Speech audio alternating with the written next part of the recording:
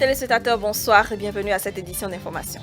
Une soixantaine de députés et maires ont déjà retiré leur formulaire de parrainage à la Commission électorale nationale autonome à la date de ce jeudi 14 janvier 2021. Le point des 3 premiers jours est à suivre. Le chef de l'État, Patrice Talon, est annoncé ce vendredi 15 janvier 2021 à Adioun et à Bonou. Les populations de ces deux communes se disent prêtes à l'accueillir avec ferveur. Regard croisé sur l'actualité nationale, c'est le thème de l'émission spéciale de ce mercredi 13 janvier 2021. Le compte rendu en fin d'édition.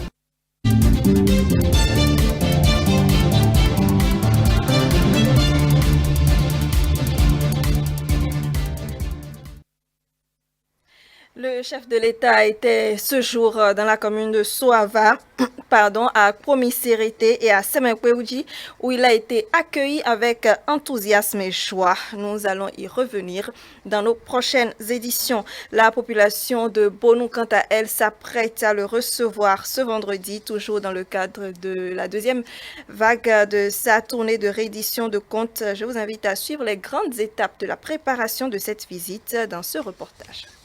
Ville située dans le département de l'Ouémé, la commune de Bonou se met à pied d'œuvre pour recevoir le chantre de la rupture. Ceci dans le cadre de sa tournée nationale de reddition de comptes. La population de la commune se dit impatiente de cette visite du chef de l'État. C'est une immense joie pour moi, habitante de la commune de Bonou, au fin fond de la brousse de l'Ouémé, et le président à penser à nous. C'est une grande joie. Les préparatifs vont bon train. Le lieu devant recevoir le chef de l'État est déjà apprêté. Tout est fin prêt pour accueillir le président de la République. C'est une joie. Et je pense que c'est l'impression de toute la commune de Bonou. Et Bonou, la commune de Bonou se retrouve dans la deuxième vague de tournée du chef de l'État, et je pense que c'est une joie. J'ai appris bien que le chef de l'État vienne à Bonou. Nous sommes en joie. Ici, l'heure est au dernier réglage. Les autorités n'entendent passer sous silence cette visite. Ainsi, plusieurs dispositions ont été déjà prises pour la réussite de cet événement. Oui, vous savez, il y a la direction départementale de la santé qui est un maillon très important dans l'organisation pratique de l'arrivée du président. Et donc, toutes les dispositions sont déjà prises.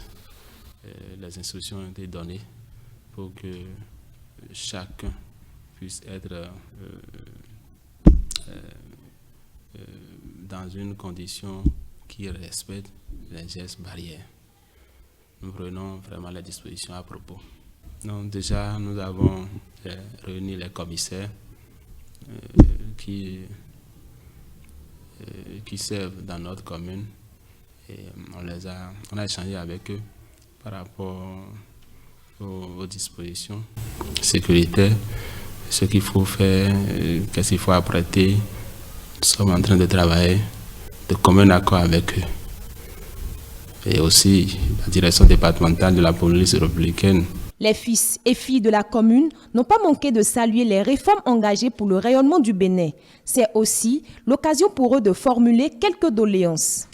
Je voudrais demander au chef de l'État de penser à la commune de Bonou dans tous ses projets, puisque tous les projets que le gouvernement du président Talon initie, je pense que Bonou, la commune de Bonou aussi en a besoin de tous ces projets-là. Nous les femmes,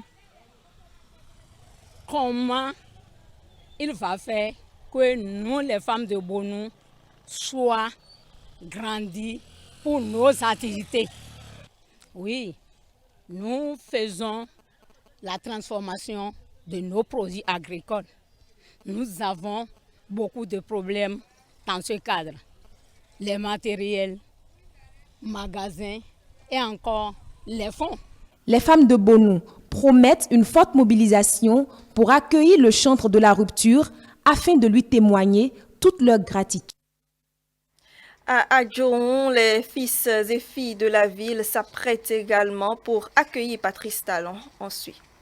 Adjoun, ville située au sud-est du Bénin, dans le département de l'Ouémé, va accueillir ce vendredi 15 janvier 2021 le chef de l'État Patrice Talon dans le cadre de sa tournée nationale de reddition de comptes. Les citoyens de cette localité espèrent beaucoup de cette visite du chef de l'État. Ça n'arrive pas tous les jours ou tout le temps d'accueillir le premier citoyen dans sa commune.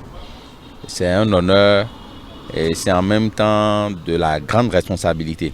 Vraiment, son arrivée, et on est vraiment, nous les sages d'Adjoun, on est tellement contents pour les accueillir.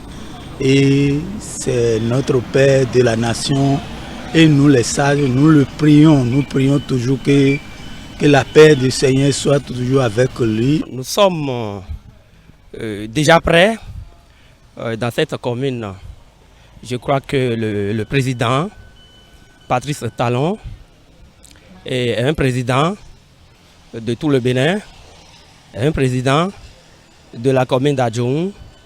Toute la population est prête pour l'accueillir. Les autorités de la commune sont à pied d'œuvre pour la réussite de cette étape de la tournée. Un accueil digne de son rang lui sera réservé, promettent-ils.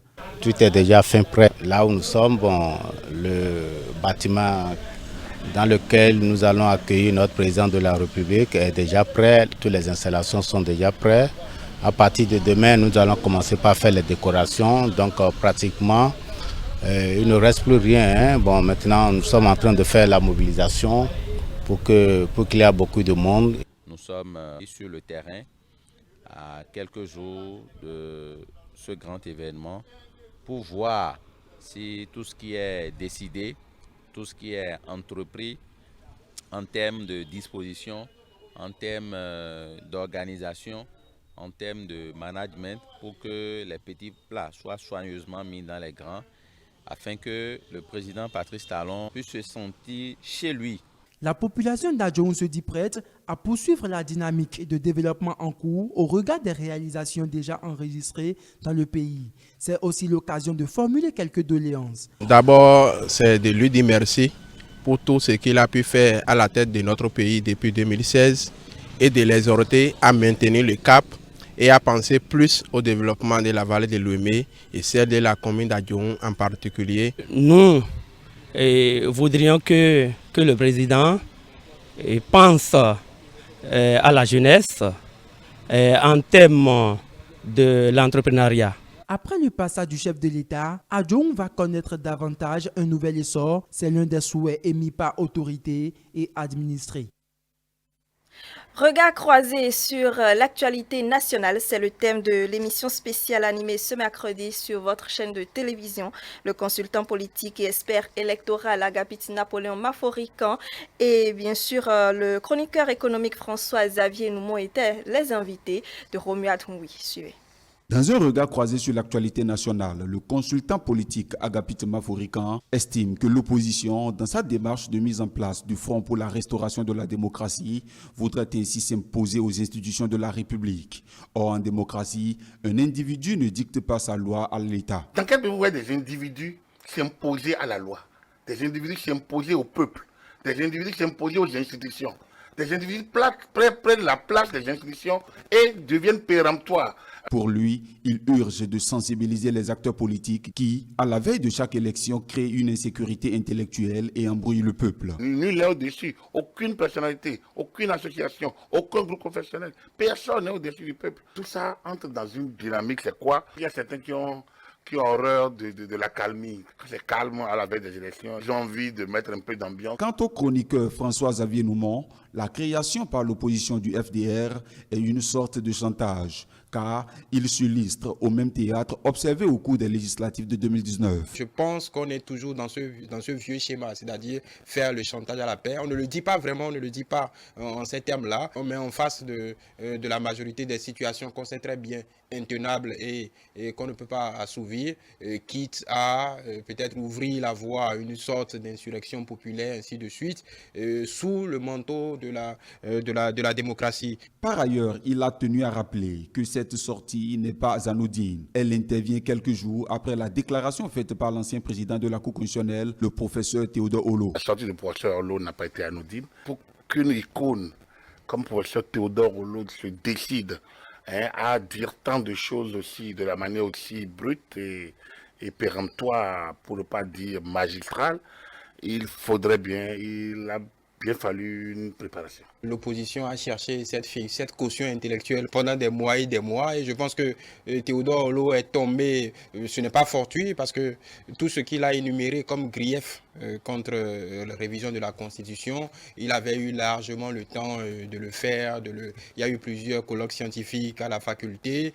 Le professeur Olo n'a pas été vraiment aussi tonitruant que dans sa dernière sortie. Donc je pense que l'opposition voulait une figure tutélaire, un quotient intellectuel, et puis je pense qu'il ne faut pas une année pour dire, pour pérorer que voilà, pour la Constitution, on aurait dû faire ci, on aurait dû faire ça. Je pense que même le professeur Aïvor, pendant son temps, là, on ne peut pas lui en tenir grief, avait su donner sa position. Pour l'ensemble, il convient de retenir que la démarche de l'opposition est à déplorer selon les analystes. Ils estiment que plusieurs autres sujets d'intérêt pouvaient faire office de débat pour le Le Bénin réalise la première opération obligatoire internationale d'Afrique de l'année avec l'émission d'1 milliard d'euros en 2 tranches de maturité finale 11 ans et 31 ans.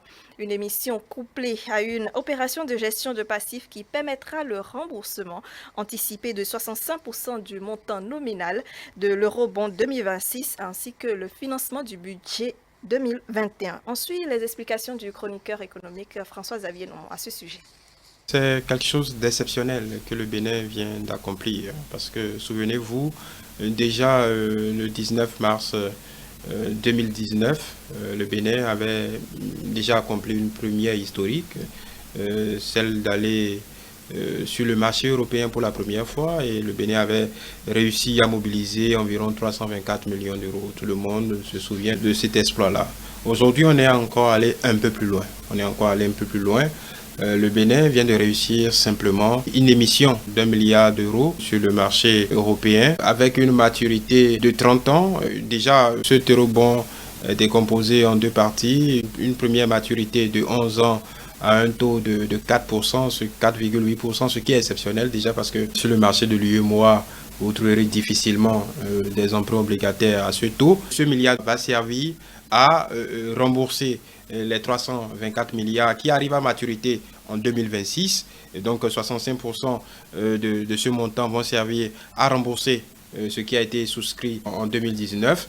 Et le reste, évidemment, va servir à financer tout ce que nous avons comme projet infrastructurel dans notre pays. Donc il faut signaler que le Bénin vient de réussir la première émission de l'année, vient d'ouvrir le bal pour l'année 2021 parce que si se susurre sur les marchés que de grands pays comme le Nigeria, l'Afrique du Sud vont emboîter le pas à notre pays. Tout ce que nous avons consenti comme effort ces 5 dernières années sont de nature à donner confiance aux investisseurs étrangers. Alors, une maturité de 30 ans à 6%, le montant est impressionnant au vu de la taille de notre pays et au vu de ce que nous avons démontré jusque-là. Mais aujourd'hui, ce qui est important, c'est la qualité de notre dette. On parle, oui, il y a beaucoup de critiques dans ce sens, on parle de quantité, mais ce qui est important ici, c'est la qualité de la dette, c'est-à-dire qu'est-ce qu'on fait de cet argent.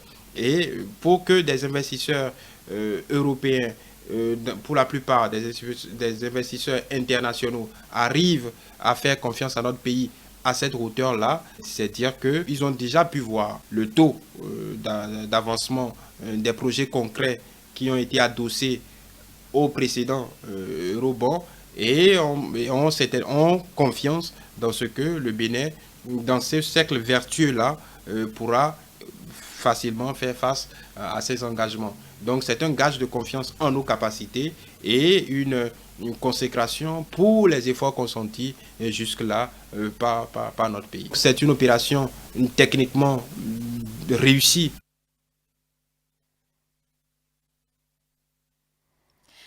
Aujourd'hui, jeudi 14 janvier 2021, troisième jour de retrait de formulaires de parrainage à la Sénat. Plus d'une soixantaine de députés et maires ont déjà retiré leurs documents. Le point est dans cet élément. Le retrait des formulaires de parrainage dans le cadre de l'élection présidentielle d'avril 2021 se poursuit conformément au calendrier établi par la Commission électorale nationale autonome Sénat. Ils sont au total 6 députés et 3 maires à se rendre ce jeudi 14 janvier 2021 à l'institution pour le retrait du document, ce qui porte à 38% le taux de délivrance depuis le démarrage du retrait des formulaires. Lorsque nous voulons faire une répartition par jour, nous pouvons constater que d'abord le 12 janvier, nous avons reçu 21, le 13 janvier 32 et aujourd'hui 9. En allant un peu plus en détail, au niveau des députés, nous avons reçu au total 38, soit un pourcentage de l'ordre de 61%. Au niveau des maires, 24, ce qui fait 38%. Au regard du dispositif organisationnel mis en place par la Sénat, ces députés et maires rassurent les citoyens qu'ils ne ménageront aucun effort pour que l'élection du 11 avril 2021 se déroule en toute transparence. Ça fait partie des réformes et nous sommes tenus de respecter les réformes dans leur application. Donc c'est avec un grand plaisir que je me suis prêté à cela. Les réformes sont très bonnes et je suis fier de notre Sénat, je suis fier de la progression de la démocratie, je suis fier de tout ce combat que nous avons mené pour rationaliser la politique, pour moderniser notre État. Et je crois que c'est à la grande satisfaction du peuple et que c'est le peuple qui a travaillé ainsi à faire en sorte que les représentants des institutions puissent donc davantage travailler en toute indépendance. Alors, le législateur a voulu que le parrain soit libre de toute pression. Et sans vous mentir, je suis libre de donner ma signature à qui le veut, à qui je veux aussi.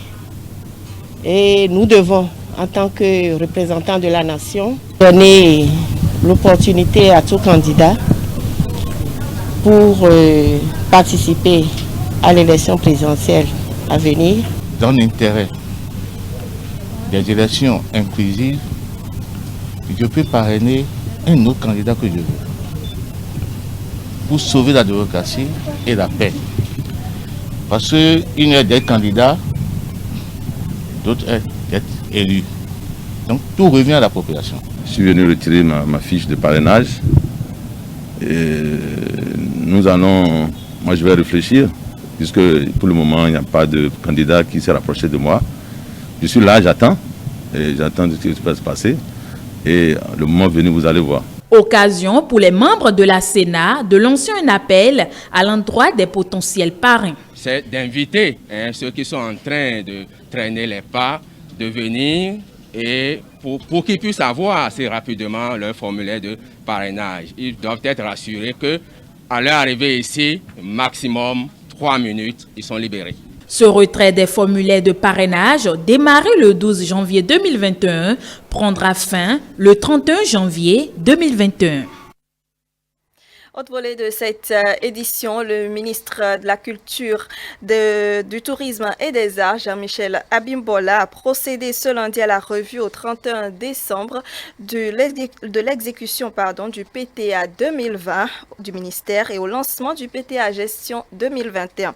Cet atelier a pour objectif d'analyser les résultats obtenus, d'apprécier le niveau de consommation de crédit et d'exécution physique des activités afin d'améliorer les performances au PTA 2021. Reportage.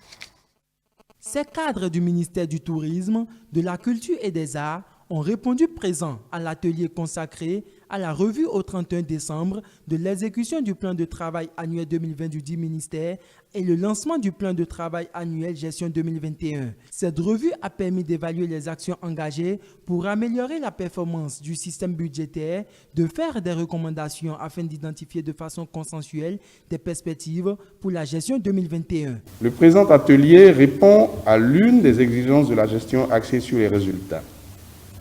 Il est un cadre qui nous permettra de faire l'état des lieux indispensables à l'appréhension des principaux problèmes qui ont entravé le bon fonctionnement de notre ministère au cours de l'exercice précédent, mais aussi, et comme l'exigent les principes de la bonne gouvernance, de rendre compte du niveau d'avancement de nos projets et programmes à travers l'appréciation du niveau d'atteinte des résultats pour donner suite à l'utilisation des ressources publiques.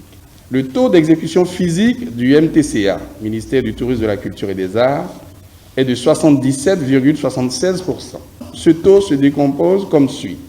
Programme culture, 71,72%. Programme tourisme, 78,15%.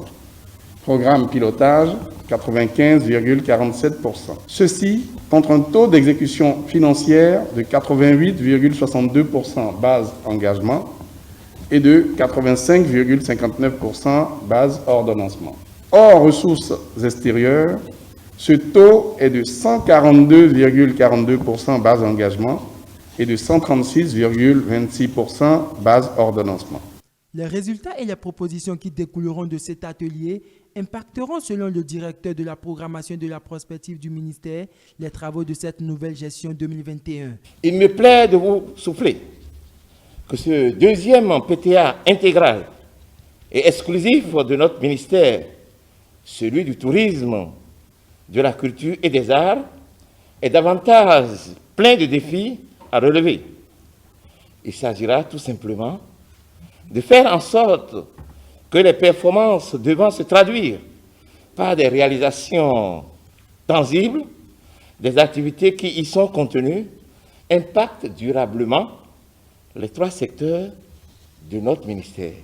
Le ministre du Tourisme, Jean-Michel Abimbola, a exhorté les cadres de son ministère à plus d'ardeur au travail, mais aussi et surtout à faire preuve de sacrifice, d'abnégation afin d'obtenir de meilleurs résultats. Je voudrais alors vous inviter tous, autant que vous êtes, à faire preuve de plus de détermination et d'abnégation, à mieux faire lors de l'exercice qui s'annonce. Je vous invite à plus de responsabilité et de professionnalisme afin que les conclusions de vos travaux, de nos travaux, contribuent réellement à l'amélioration des performances dans l'intérêt de nos populations. Le personnel du dit ministère devra donc jouer sa partition afin que les conclusions issues des travaux contribuent efficacement à l'amélioration des performances du ministère. On parle à présent, pour finir, du harmattan, cette période de la saison sèche qui se caractérise par un vent froid, sec et poussiéreux. Son effet est peu perceptible au cours de la présente saison sèche. Le professeur Eustache Bokono Ganta, ethnoclimatologue à l'université d'Abomey-Calavi, ou plutôt à l'université de Parakou, nous donne quelques explications à cet effet. Il est au micro de Isaac Adji. Cette année, ce qui se passe est le suivant. Les anticyclones tempérés du système européen sont très affaiblis. Et la dernière fois, un de nos professeurs indiquait qu'il fait des températures de moins 3 degrés en Europe, alors que normalement on se retrouve à moins 10 degrés. Ce qui a une influence directe sur la qualité ou l'intensité de l'harmattan chez nous. Deuxièmement, l'harmattan se déroule par pulsion ou par pulsation, et cet harmattan, c'est des pulsations de 3 jours continues où il fait froid. Ça peut être des pulsations de 3 demi-journées, ça peut être des pulsations de quelques heures dans la matinée. Ça, c'est les 3 types d'harmattan que nous avons notés. Et bien, cette année, on remarque que l'harmattan vient juste pour quelques heures et disparaît. Au plus 1 ou 2 jours. Or, il est arrivé des moments où nous avons eu de l'harmattan pendant 5 jours. À Parakou ici, il est arrivé des harmattans très poussiéreux et l'importance au plan de la pluie, de la saison qui suit, est la suivante. Lorsque vous avez un harmattan déficitaire, selon notre classification ici au laboratoire, eh bien, la saison des pluies, la grande saison des pluies au nord sera déficitaire. C'est-à-dire qu'il ne va pas beaucoup pleuvoir. Il faudra que les gens commencent à se le dire. Lorsque vous avez un harmattan très installé et surtout poussiéreux, et bien la saison des pluies qui suit est violente et orageuse parce que il y a eu au niveau de l'atmosphère une grande quantité de nucléi. Les nucléi sont des poussières de condensation qui favorisent la condensation, la coalescence et la condensation des gouttelettes d'eau qui grossissent à un moment donné pour se résorber en pluie. Lorsque vous n'avez pas de noyau de condensation que nous appelons nucléi, eh bien, il n'y a presque pas de pluie. Donc, d'un côté, vous avez beaucoup de poussière, ça donne des pluies orageuses, puissantes, très installées. Mais de l'autre, lorsque vous n'avez pas beaucoup de poussière, eh bien, comme ce fut le cas de cette année, nous risquons d'avoir des saisons de pluie qui sont médiocres, grandes saisons médiocres. Voilà, c'est sur les explications du professeur Estache Bokonoganta que nous refermons cette édition d'information. Merci de nous recevoir chez vous. Juste après moi, suivez les autres rubriques du Grand Soir, Covid-19, info d'ici et d'ailleurs, suivi de la chronique du soir. N'oubliez pas nos différentes plateformes digitales. Le site internet, c'est bien le www.etelebenen.com, notre chaîne YouTube et la page Facebook. Tapez tout juste ETélé Bénin. Excellente soirée à vous.